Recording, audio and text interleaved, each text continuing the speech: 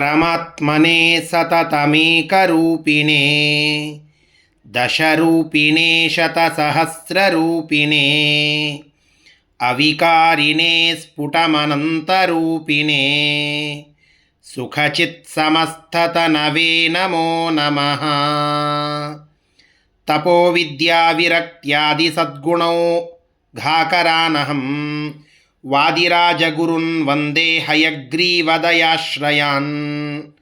ಶ್ರೀ ಗುರುಭ್ಯೋ ನಮಃ. ಹರಿ ಓಂ. ಈ 30 ದಿನಗಳ ಕಾಲ ಪುರುಷೋತ್ತಮ ಮಾಸದ ನಿಮಿತ್ತವಾಗಿ ನಾವು ಮಾಡಿದಂತಹ ವಾದಿರಾಜ ಯತಿಕೃತ ದಶಾವತಾರ ಸ್ತುತಿಯ ಅರ್ಥಚಿಂತನವನ್ನು ಆ ಪುರುಷೋತ್ತಮ ರೂಪಿ ಪರಮಾತ್ಮನ ಪಾದಗಳಿಗೆ ಸಮರ್ಪಣ ಮಾಡುವಂತಹ ದಿನ ಇವತ್ತು.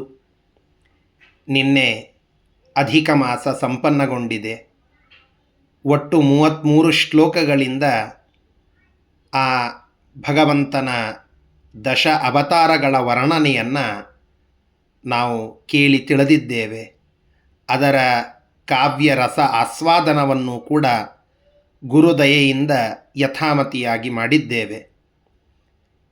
ವಾದಿರಾಜತೀರ್ಥ ಗುರುಸಾರ್ವಭೌಮರು 33 ಶ್ಲೋಕಗಳಲ್ಲಿ ಅಶ್ವಧಾಟಿಯ ಆ ಸುಂದರ ಪದ್ಯಗಳಿಂದ ಮತ್ಸ್ಯಾದಿ ಎಲ್ಲ ಅವತಾರಗಳನ್ನು ತಿಳಿಸಿ ನಾರಾಯಣ ರೂಪದ ವರ್ಣನೆಯನ್ನು ಕೊನೆಯಲ್ಲಿ ಮಾಡಿ, ಕೊನೆಯಲ್ಲಿ ಈ ಶ್ರೇಷ್ಠವಾದ ದಶಾವತಾರಗಳ ಚಿಂತನೆಯನ್ನು ಮಾಡಿದ್ದರ ಫಲ ಏನು ಎಂಬುದನ್ನು ಹೇಳಿ ಈ ಕೃತಿಯನ್ನು ಸಮರ್ಪಣ ಮಾಡ್ತಾ ಇದ್ದಾರೆ.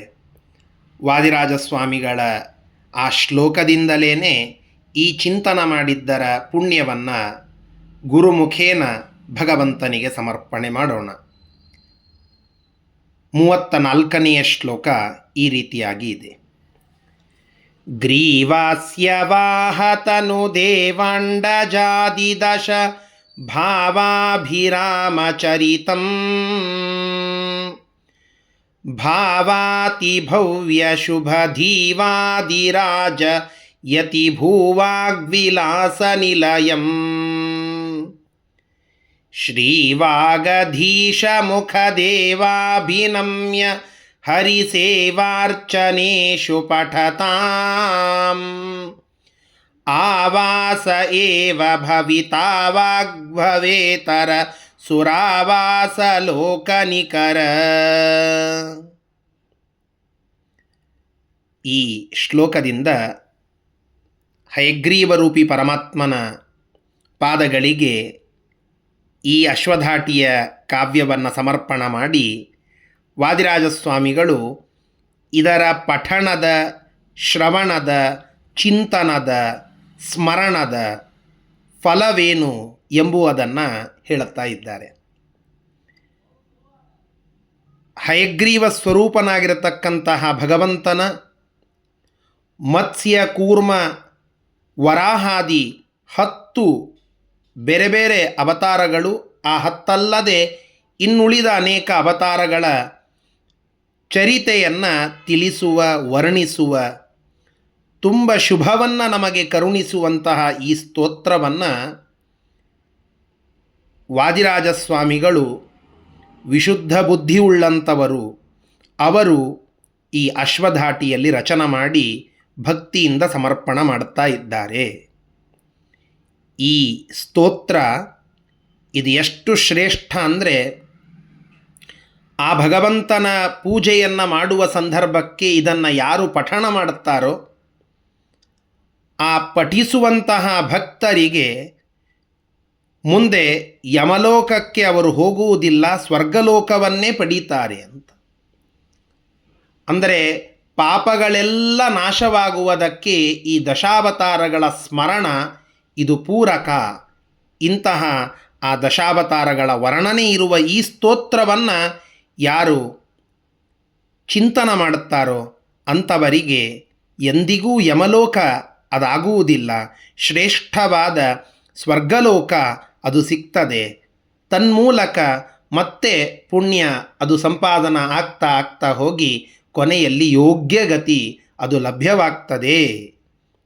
ಇದೇ ಉದ್ದೇಶಕ್ಕಾಗಿಯೇ ನಾವು ಪರಮಾತ್ಮನ ಪೂಜೆಯನ್ನು ಮಾಡುವಾಗ ಒಂದು ಸಂಪ್ರದಾಯ ಉಂಟು. ಎಲ್ಲ ಮಾಡಿ ಕೊನೆಯಲ್ಲಿ ಭುಜಂಗಿಸುವಂತಹ ಸಂದರ್ಭ ಅಂತ ಹೇಳುತ್ತೇವಲ್ಲ, ಪೆಟ್ಟಿಗೆಯನ್ನು ಕಟ್ಟುವ ಸಂದರ್ಭ. ಆ ಸಂದರ್ಭಕ್ಕೆ ಈ ದಶಾವತಾರ ಸ್ತುತಿಯನ್ನು ಹೇಳುವುದುಂಟು. ಪೂಜೆಯ ಸಮಾಪ್ತಿ, ಆ ಪರಮಾತ್ಮನಿಗೆ ನಾವು ಪ್ರಾರ್ಥನೆ ಮಾಡಿಕೊಳ್ಳುವಾಗ ದಶಾವತಾರಗಳ ಸ್ಮರಣೆಯನ್ನು ಮಾಡಿ, ಈ ಅವತಾರಗಳ ಮುಖಾಂತರವಾಗಿ ಆ ಅವತಾರಗಳ ಸ್ಮರಣೆಯನ್ನು ಮಾಡುತ್ತಾ ಅದರ ಮುಖಾಂತರವಾಗಿ ಪ್ರಾರ್ಥನೆಯನ್ನು ಮಾಡುವುದುಂಟು. ಇಂತಹ ಈ ಅಶ್ವಧಾಟಿಯ ಕಾವ್ಯವನ್ನು ರಚನೆ ಮಾಡಿದ್ದೇನೆ, ಇದನ್ನು ಸಮರ್ಪಣೆ ಮಾಡುತ್ತೇನೆ ಅಂತ ವಾದಿರಾಜಸ್ವಾಮಿಗಳು ಹೇಳಿದ್ದು. ಅಂತಹ ಆ ಗುರುಗಳ ಮಾತಿನ ಮುಖಾಂತರವಾಗಿ ನಾವು ಆ ದಶ ಅವತಾರಗಳ ಸ್ಮರಣೆಯನ್ನು ಮಾಡಿದ್ದೇವೆ. ನಾವು ಕೂಡ ಅವರ ಮುಖೇನ ಭಗವಂತನ ಪಾದಕಮಲಗಳಿಗೆ ಇದನ್ನು ಸಮರ್ಪಣೆ ಮಾಡೋಣ. ಈ ಶ್ಲೋಕದ ಭಾವಾರ್ಥ ಇಷ್ಟು. ಇದರ ಶಬ್ದಶಃ ಅರ್ಥವನ್ನು ಈಗ ತಿಳಿಯೋಣ. ಭಾವ ಅತಿಭವ್ಯ, ಭಾವಾತಿಭವ್ಯ ಶುಭಧಿ ಅಂತ ಹೇಳಿದ್ದಾರಲ್ಲ. ಭಾವ ಅಂದರೆ ಶುದ್ಧವಾದ, ಪರಿಶುದ್ಧವಾದ ಭಾವ, ಭಕ್ತಿ ಅಂತ ತಾತ್ಪರ್ಯ. ಪರಿಶುದ್ಧವಾಗಿರತಕ್ಕಂತಹ ಭಕ್ತಿಯಿಂದ, ಅಥವಾ ಭಾವ ಅನ್ನೋದಕ್ಕೆ ಒಂದು ಬುದ್ಧಿ ಅಂತ ಇಟ್ಟುಕೊಂಡ್ರೆ ಅತ್ಯಂತ ಪರಿಶುದ್ಧವಾದ ಬುದ್ಧಿ ಅಂತಲೂ ಒಂದರ್ಥ. ಅತಿಭವ್ಯ, ತುಂಬ ಮಂಗಲಕರವಾಗಿರತಕ್ಕಂತಹ, ಶುದ್ಧವಾದ ಭಾವದಿಂದ, ಭಕ್ತಿಯಿಂದ ಅತ್ಯಂತ ಭವ್ಯವಾದ, ಮಂಗಲಕರವಾಗಿ ಇರುವಂತಹ ಶುಭಧೀ, ಶುಭಕರವಾದ ಧೀ, ವಿವೇಕವನ್ನು ಬುದ್ಧಿಯನ್ನು ಉಳ್ಳವರಾಗಿ, ವಾದಿರಾಜ ಯತಿ ಭೂ, ವಾದಿರಾಜ ಯತಿಗಳಿಂದ ಭೂ ಹುಟ್ಟಿದ, ಅರ್ಥಾತ್ ರಚಿತವಾದ, ವಾದಿರಾಜಸ್ವಾಮಿಗಳೆಂಬುವ ಯತಿಶ್ರೇಷ್ಠರಿಂದ ನಿರ್ಮಿತವಾದ ಯಾವುದು? ವಾಗ್ವಿಲಾಸ ನಿಲಯಂ. ವಾಗ್ವಿಲಾಸ, ಮಾತಿನ ವಿಲಾಸ, ಮಾತಿನ ಚಾತುರ್ಯಕ್ಕೆ, ನಿಲಯಂ ನೆಲೆಯಾಗಿ ಇರುವಂತಹ ಈ ಸುಂದರವಾದ ಅಶ್ವಧಾಟಿಯಲ್ಲಿ ಅತ್ಯಂತ ಶ್ರೇಷ್ಠವಾದ ಮಾತಿನ ವಿಲಾಸ, ವಾಗ್ವಿಲಾಸ ಇದು ನೆಲೆಯಾಗಿ ನಿಂತಿದೆ. ಅಂತಹ ವಾಕ್ಚಾತುರ್ಯಕ್ಕೆ, ವಾಗ್ವಿಲಾಸಕ್ಕೆ ಮನೆಯಾದಂತಹ ಗ್ರೀವಾಸ್ಯ ವಾಹತನುದೇವ. ವಾದರಾಜ ಸ್ವಾಮಿಗಳು ಹೇಳುತ್ತಾರೆ, ಅವರ ವಿಚಾರ, ವಾಗ್ವಿಲಾಸ ಅಂದರೆ ನಮ್ಮ ಮಾತಿನ ಚಾತುರ್ಯ ಅಂತ ಅಷ್ಟೇ ಅಲ್ಲ, ನಾವಾಡುವ ಮಾತಿನ ವಿಷಯ ಅದು ನಮ್ಮ ಉಪಾಸ್ಯನಾದಂತಹ ಗ್ರೀವಾಸ್ಯವಾಹ. ಗ್ರೀವಾಸ್ಯ ಅಂತಂದರೆ ಹಯಗ್ರೀವ ದೇವರು. ಕಂಠ ಗ್ರೀವ, ಗ್ರೀವ ಅಂದರೆ ಕಂಠ. ಆಸ್ಯ ಅಂದರೆ ಮುಖ. ಈ ಕಂಠ ಮತ್ತು ಮುಖ ಇವುಗಳು ಕುದುರೆಯಂತೆ ಯಾರಿಗೆ ಇದೆಯೋ ಆ ಕುದುರೆಯಂತೆ ಇರುವ ತನುದೇವ. ಇಂತಹ ಕುದುರೆಯಂತೆ ಇರುವಂತಹ ದೇಹ ಉಳ್ಳ ದೇವರು ಅಂದರೆ ಹಯಗ್ರೀವ ದೇವರು ಅಂತ ಅರ್ಥ. ಅಂತಹ ಗ್ರೀವಾಸ್ಯವಾಹ ತನುದೇವ, ಹಯಗ್ರೀವ ದೇವರ, ಹಯವದನ ರೂಪಿಯಾದ ಆ ಭಗವಂತನ ಅಂಡಜಾದಿ ದಶಭಾವ. ಅಂಡಜ ಆದಿ ದಶಭಾವ. ಅಂಡಜ ಅಂತಂದರೆ ಮತ್ಸ್ಯ. ಮತ್ಸ್ಯ ಮೊದಲಾದ ದಶಾವತಾರಗಳು, ಭಾವ ಅಂದರೆ ಅವತಾರಗಳು. ಆ ದಶ ಅವತಾರಗಳ ಅಭಿರಾಮ ಚರಿತಂ. ಅಭಿರಾಮ ಅಂದರೆ ತುಂಬ ಸುಂದರವಾದ, ಚರಿತಂ ಚರಿತೆಯ, ಆ ಅಭಿರಾಮವಾದ ಚರಿತೆಯ ಸ್ತೋತ್ರ ರೂಪವಾದದ್ದನ್ನು ಶ್ರೀವಾಗಧೀಶ ಮುಖ. ಶ್ರೀ ಲಕ್ಷ್ಮೀದೇವಿ, ವಾಗಧೀಶ ಬ್ರಹ್ಮಾದಿ ದೇವತೆಗಳು, ಈಶ ಅಂದರೆ ರುದ್ರಾದಿ ದೇವತೆಗಳು, ಇವರೇ ಮೊದಲಾದಂತಹ ಎಲ್ಲ ಬ್ರಹ್ಮಾದಿ ದೇವತೆಗಳಿಂದ ಅಭಿನಮ್ಯ ಹರಿ, ನಿತ್ಯದಲ್ಲಿ ವಂದಿತನಾಗುವಂತಹ ಆ ಬ್ರಹ್ಮ ರುದ್ರ ಮೊದಲಾದ ಎಲ್ಲ ದೇವತೆಗಳು ಯಾರ ಪಾದವನ್ನು ಸ್ಮರಣ ಮಾಡಿ ಎಲ್ಲ ಕಾರ್ಯಗಳನ್ನು ಮಾಡುತ್ತಾರೋ ಅಂತಹ ಎಲ್ಲ ಬ್ರಹ್ಮಾದಿ ದೇವತೆಗಳಿಂದ ವಂದ್ಯನಾದ ಹರಿ ಶ್ರೀಹರಿಯ ಸೇವಾರ್ಚನೇಶು, ಪೂಜೆಯನ್ನು ಸೇವೆಯನ್ನು ಮಾಡುವ ಸಂದರ್ಭಕ್ಕೆ ಪಠತಾಂ ಪಾರಾಯಣ ಮಾಡುವವರಿಗೆ ಅವಾಗ್ಭವೇತರ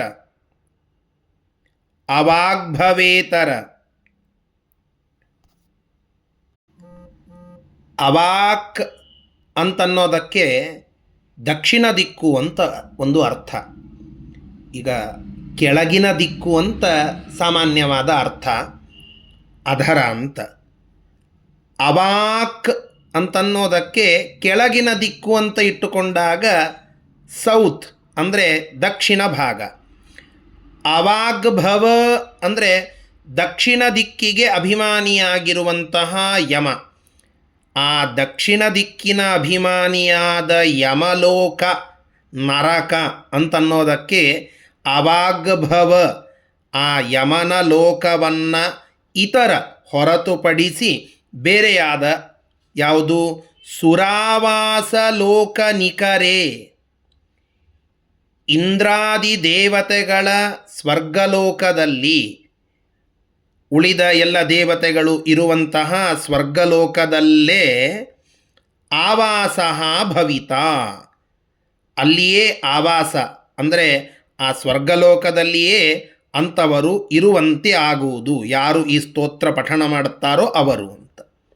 ಇಷ್ಟು ಸುಂದರವಾಗಿ ಈ ಸ್ತೋತ್ರವನ್ನು ಸಮರ್ಪಣ ಮಾಡುತ್ತಾ ಅದರ ಫಲಶ್ರುತಿಯನ್ನು ಕೂಡ ವಾದಿರಾಜ ಸ್ವಾಮಿಗಳು ನಮಗೆ ತಿಳಿಸಿಕೊಡುತ್ತಾರೆ. ಇಂತಹ ಈ ಸ್ತೋತ್ರದಿಂದ ಆ ಪುರುಷೋತ್ತಮನಾದಂತಹ ಭಗವಂತ ಪುರುಷರಲ್ಲಿ ಉತ್ತಮನಲ್ಲ, ಕೇವಲ ಪುರುಷರಲ್ಲಿ ಉತ್ತಮ ಅಂತಂದರೆ ಆ ಭಗವಂತನ ಸರ್ವೋತ್ತಮತ್ವಕ್ಕೆ ಚ್ಯುತಿ ಬಂದೀತು. ಪುರುಷರಿಗಿಂತ ಉತ್ತಮ, ಜಗತ್ತಿನಲ್ಲಿರುವ ಕ್ಷರ ನಾಶವಾಗುವ, ಅಕ್ಷರ ನಾಶವಾಗದೇ ಇರುವ ಪುರುಷರು ಅಂತೇನಿದ್ದಾರಲ್ವ, ಅವರಿಗಿಂತ ಉತ್ತಮನಾದಂಥವ ಪುರುಷೋತ್ತಮನಾದ ಭಗವಂತ. ಅವನೇ ಈ ಅಧಿಕ ಮಾಸಕ್ಕೆ ಅಧಿಪತಿಯಾದಂತಹ ಭಗವಂತ, ಆ ಭಗವದ್ರೂಪ. ಆ ಭಗವದ್ರೂಪದ ವಿಶೇಷವಾದ ಚಿಂತನೆಗೋಸ್ಕರವಾಗಿ ಆ ಪರಮಾತ್ಮ ತೆಗೆದುಕೊಂಡಂತಹ 10 ಮುಖ್ಯವಾದ ಅವತಾರಗಳ ಕಥಾನಕವನ್ನು ತಿಳಿಸುವಂತಹ ಒಂದು ಸ್ತೋತ್ರದ ಚಿಂತನೆಯನ್ನು ಗುರುಗಳ ಅನುಗ್ರಹದಿಂದ, ವಾದಿರಾಜ ಸ್ವಾಮಿಗಳ ವಿಶೇಷವಾದ ಕಾರುಣ್ಯದಿಂದ, ಅನುಗ್ರಹದಿಂದ ಮಾಡುವ ಪ್ರಯತ್ನವನ್ನು ಮಾಡಿದ್ದೇನೆ.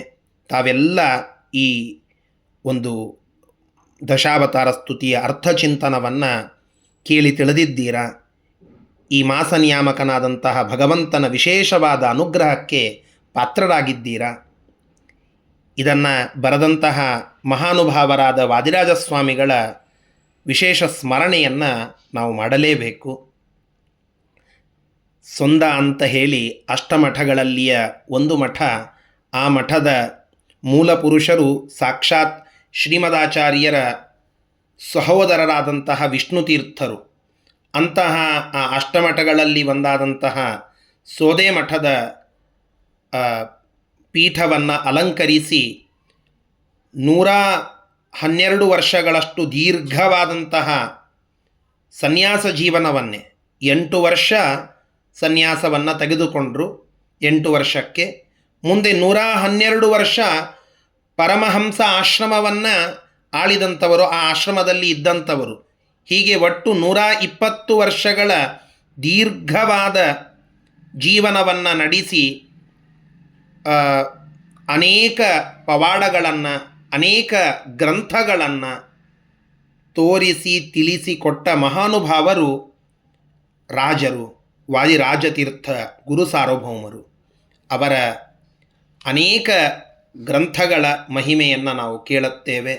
ಅವರು ತೋರಿರುವ ಅನೇಕ ವಿಶಿಷ್ಟವಾದ ಪವಾಡಗಳನ್ನು ನಾವು ಕೇಳುತ್ತೇವೆ. ಅವರು ಕೇವಲ ಸಂಸ್ಕೃತದ ಅನೇಕ ಕೃತಿಗಳನ್ನು ರಚನೆ ಮಾಡಿದ್ದಲ್ಲ, ಹಯವದನ ಅಂಕಿತದಿಂದ ಅನೇಕ ನೂರಾರು ಕೀರ್ತನೆಗಳನ್ನು, ಉಗಾಭೋಗ ಸುಳಾದಿಗಳನ್ನು, ಲಕ್ಷ್ಮೀ ಶೋಭಾನದಂತಹ ದೀರ್ಘ ಕೃತಿಗಳನ್ನು, ಗುಂಡಕ್ರಿಯೆ, ಸ್ವಪ್ನಪದ, ಇಂತಹ ಅನೇಕ ದೀರ್ಘಪದ್ಯ ಕೃತಿಗಳನ್ನು ರಚನೆ ಮಾಡಿಕೊಟ್ಟಂತಹ ಕೀರ್ತಿ ವಾದಿರಾಜಸ್ವಾಮಿಗಳಿಗೆ ಸಲ್ತದೆ. ಇದಲ್ಲದೆ ತುಳು ಭಾಷೆಯಲ್ಲಿ ದಶಾವತಾರ ಸ್ತವನ ರೂಪವಾದ ಪಾಡ್ದನ ಅಂತನ್ನುವ ಕೃತಿಯನ್ನು ರಚನೆ ಮಾಡಿ ಅಲ್ಲಿರುವಂತಹ ಹಿಂದುಳಿದ ಜನಾಂಗ ಅವರಿಗೂ ಕೂಡ ಮತ್ತೆ ವಿಷ್ಣು ಭಕ್ತಿಯ ಒಂದು ಮಹಿಮೆಯನ್ನು ತಿಳಿಸಿ ಅವರೂ ಕೂಡ ಆ ವಿಷ್ಣು ಭಕ್ತಿಯ ಪ್ರಸಾರವನ್ನು ಮಾಡುವುದರೊಳಗೆ ಪಾಲ್ಗೊಳ್ಳುವಂತೆ ಮಾಡಿದಂತಹ ಕೀರ್ತಿ ವಾದಿರಾಜಸ್ವಾಮಿಗಳಿಗೆ ಸಲ್ಲುವಂತಹದ್ದು. ಇಂತಹ ಆ ವಾದಿರಾಜಸ್ವಾಮಿಗಳ ವಿಶೇಷವಾದ ಒಂದು ಕೃತಿಯೇ ಅದು ದಶಾವತಾರ ಸ್ತುತಿ. ತುಂಬ ಕಷ್ಟಕರವಾದ ಅಶ್ವಧಾಟಿಯ ಕಾವ್ಯ. ಅದರ ಅರ್ಥವನ್ನು ಮಾಡಿಕೊಳ್ಳೋದೇ ತುಂಬ ಕಷ್ಟ. ಅನೇಕ ಹಿರಿಯರಿಂದ ಅದನ್ನು ಅನೇಕ ಬಾರಿ ಬೇರೆ ಬೇರೆ ಪ್ರಸಂಗಗಳಲ್ಲಿ ಕೇಳಿದ್ದೇ ಆದ್ದರಿಂದ ಆ ವಿಶೇಷ ಚಿಂತನೆಯನ್ನು ಈ ಮಾಸದಲ್ಲಿ ಮಾಡಿದರೆ ಪುಣ್ಯ ಬರ್ತದೆ ಅನ್ನುವ ದೃಷ್ಟಿಕೋನದಿಂದ ಗುರುಗಳ ಆಜ್ಞೆಯಂತೆ ಇದನ್ನು ಮಾಡುವ ಪ್ರಯತ್ನ ಮಾಡಿದ್ದೇನೆ. ಈ ಒಂದು ಕೃತಿ ಚಿಂತನದಿಂದ ಆ ವಾದಿರಾಜಸ್ವಾಮಿಗಳು ಪ್ರೀತರಾಗಲಿ, ಅನುಗ್ರಹಿಸಲಿ, ಗುರುಭಕ್ತಿಯನ್ನು, ವಿಷ್ಣು ಭಕ್ತಿಯನ್ನು ನಮ್ಮೆಲ್ಲರಿಗೆ ನೀಡಲಿ ಅಂತ ಪ್ರಾರ್ಥನವನ್ನು ಮಾಡುತ್ತಾ, ನಮ್ಮ ಪೂಜ್ಯ ಗುರುಗಳ ಆದೇಶ, ಅವರ ಅನುಗ್ರಹ, ಪೂಜ್ಯ ಮೊಕಾಶಿಯಾಚಾರ್ಯರ ಆದೇಶ ಹಾಗೂ ಅವರ ಅನುಗ್ರಹ, ಆ ಗುರುಗಳ ಕಾರುಣ್ಯದ ಬಲದಿಂದ ಈ 1 ತಿಂಗಳುಗಳ ಕಾಲ ನಿತ್ಯದಲ್ಲಿ ಒಂದು ಶ್ಲೋಕದಂತೆ ಇದರ ಚಿಂತನೆ ನಡೆದಿದೆ. ನಮ್ಮ ಕವಿ ಕಮಂಡಲು ಈ ಚಾನಲ್ನಿಂದ ಈ ಕಾರ್ಯಕ್ರಮ ಆಗಲಿಕ್ಕೆ ನಮ್ಮ ಗುರುಗಳ ಆದೇಶವೇ ಕಾರಣ. ಅವರ ವಿಶೇಷವಾದ ಕಾರುಣ್ಯದ ಸ್ಮರಣೆಯನ್ನು ಮಾಡುತ್ತಾ, ಸತ್ಯಾತ್ಮತೀರ್ಥ ಶ್ರೀಪಾದಂಗಳವರ ಒಂದು ಅನುಗ್ರಹದ ಮಂತ್ರಾಕ್ಷತ ನಿತ್ಯದಲ್ಲಿ ನಮ್ಮ ಜೊತೆಗೆ ಇರ್ತದೆ ಅನ್ನೋದಕ್ಕೆ ಈ ಎಲ್ಲ ಗ್ರಂಥಗಳ ಚಿಂತನವನ್ನು ನಾವು ಮಾಡಲಿಕ್ಕೆ ಸಾಧ್ಯವಾಗ್ತದೆ. ಆ ಗುರುಗಳ ಸ್ಮರಣೆಯನ್ನು ಮಾಡುತ್ತಾ, ನಮ್ಮ ಪೂಜ್ಯ ಆಚಾರ್ಯರ ಅಂತರ್ಯಾಮಿಯಾಗಿರುವ, ಸ್ವಾಮಿಗಳ ಅಂತರ್ಯಾಮಿಯಾಗಿರುವ, ವಾದಿರಾಜ ತೀರ್ಥ ಗುರು ಸಾರ್ವಭೌಮರ ಅಂತರ್ಯಾಮಿಯಾಗಿರುವಂತಹ ಅವರ ಉಪಾಸ್ಯ ಮೂರ್ತಿಯಾದ ಹಯಗ್ರೀವರೂಪಿ ಪರಮಾತ್ಮ, ಅವನಿಂದ ಅಭಿನ್ನನಾದಂತಹ ಆ ಮೂಲ ನಾರಾಯಣ ರೂಪ, ಆ ನಾರಾಯಣ ರೂಪದ 10 ಅವತಾರಗಳು, ಇವೆಲ್ಲವನ್ನು ವಿಶೇಷವಾಗಿ ಸ್ಮರಣ ಮಾಡುತ್ತಾ ಪರಮಾತ್ಮನ ಪಾದಗಳಿಗೆ ಈ ಪುಣ್ಯವನ್ನು ಸಮರ್ಪಣ ಮಾಡುತ್ತಾ ಇದ್ದೇನೆ. ಇದರಿಂದ ಭಗವಂತ ಪ್ರೀತನಾಗಿ ನಮಗೆ ಮತ್ತಿಷ್ಟು ಧರ್ಮ ಕಾರ್ಯವನ್ನು ಮಾಡಲಿಕ್ಕೆ ಶಕ್ತಿಯನ್ನು ಕೊಟ್ಟು ಅನುಗ್ರಹಿಸಲಿ ಅಂತ ನಾನು ಪ್ರಾರ್ಥನವನ್ನು ಮಾಡುತ್ತಾ, ಈ ಒಂದು ಪ್ರಸಾರ, ಈ ಉಪನ್ಯಾಸದ ಪ್ರಸಾರ ಇದು ಯೂಟ್ಯೂಬಿನ ಮುಖಾಂತರವಾಗಿ ಆಗಲಿಕ್ಕೆ ಇದರ ವಿಡಿಯೋ ಇದನ್ನು ಮಾಡುವುದು, ಇದರ ಎಡಿಟಿಂಗನ್ನು ಮಾಡುವುದಕ್ಕೆ ಪೂರ್ಣವಾಗಿ ಅದರ ಜವಾಬ್ದಾರಿಯನ್ನು ಹೊತ್ತದ್ದು ನಮ್ಮ ಪೂಜ್ಯ ಆಚಾರ್ಯರ ಶಿಷ್ಯನಾದಂತಹ ವೇದೇಶ್ ಗಿಂಡಿ. ಅವ ನಿತ್ಯದಲ್ಲಿ ಇದರ ಶ್ರಮವಹಿಸಿ ಈ ಒಂದು ವಿಡಿಯೋವನ್ನು ನಿತ್ಯದಲ್ಲಿ ಮಾಡಿ ಅದನ್ನು ಅಪ್ಲೋಡ್ ಮಾಡಿ ಎಲ್ಲ ಜನರಿಗೆ ಅದನ್ನು ತಲುಪಿಸುವ ಕಾರ್ಯವನ್ನು ಮಾಡಿದ್ದು, ಅವನಿಗೂ ಕೂಡ ಕೃತಜ್ಞತೆಗಳನ್ನು ನಾನು ಸಲ್ಲಿಸ್ತಾ ಇದ್ದೇನೆ. ಇದರ ಜೊತೆಗೆ ಸುಂದರವಾದ ಚಿತ್ರ ಸಂಕಲನವನ್ನು ಮಾಡಿಕೊಟ್ಟ ನಮ್ಮ ಪೂಜ್ಯ ಆಚಾರ್ಯರ ಇನ್ನೊಬ್ಬ ಶಿಷ್ಯ ಅಕ್ಷಯ್ ಗಾಯಿ, ಇವನಿಗೂ ಕೂಡ ಭಗವಂತನ ಕರುಣೆ ಇರಲಿ ಅಂತ ನಾನು ಹಾರೈಸ್ತಾ ಇದ್ದೇನೆ. ಅವರಿಬ್ಬರಿಗೂ ಮತ್ತೊಮ್ಮೆ ಧನ್ಯವಾದಗಳನ್ನು ತಿಳಿಸ್ತಾ, ಇದನ್ನು ಆಲಿಸಿದ ಎಲ್ಲ ಶ್ರೋತೃಗಳು, ಇದನ್ನು ಆಲಿಸಿ ಅನುಗ್ರಹಿಸಿದ ಎಲ್ಲ ಹಿರಿಯರು, ಇದನ್ನು ಕೇಳಿ ಸಂತೋಷಪಟ್ಟು ಪ್ರೋತ್ಸಾಹಿಸಿದ ಎಲ್ಲ ಮಿತ್ರರು, ಇದನ್ನು ಕೇಳಿ ತುಂಬ ಸುಂದರವಾಗಿದೆ ಅಂತ ಮೆಚ್ಚುಗೆಯ ಮಾತುಗಳನ್ನು ಹೇಳಿದಂತಹ ಎಲ್ಲ ಕಿರಿಯರು, ಇವರೆಲ್ಲರಿಗೂ ನನ್ನ ಕೃತಜ್ಞತೆಗಳನ್ನು ಮತ್ತೊಮ್ಮೆ ಸಲ್ಲಿಸಿ, ಇದರಲ್ಲಿ ಭಾಗಿಯಾದಂತಹ ಪ್ರತಿಯೊಬ್ಬರಿಗೂ ಅವರ ಕುಟುಂಬಕ್ಕೂ ವಾದಿರಾಜ ಸ್ವಾಮಿಗಳ ವಿಶೇಷವಾದ ಅನುಗ್ರಹ, ಅವರ ಅಂತರ್ಯಾಮಿಯಾಗಿರುವಂತಹ ಭಗವಂತನ ವಿಶೇಷವಾದ ಅನುಗ್ರಹ ಸಿಗಲಿ ಅಂತ ನಾನು ಪ್ರಾರ್ಥನವನ್ನು ಮಾಡುತ್ತಾ ಇಲ್ಲಿ ಈ ಕೃತಿಯ ಚಿಂತನವನ್ನು ಸಂಪನ್ನಗೊಳಿಸ್ತಾ ಇದ್ದೇನೆ. ಶ್ರೀಕೃಷ್ಣಾರ್ಪಣಮಸ್ತು. ಹರಯೇ ನಮಃ.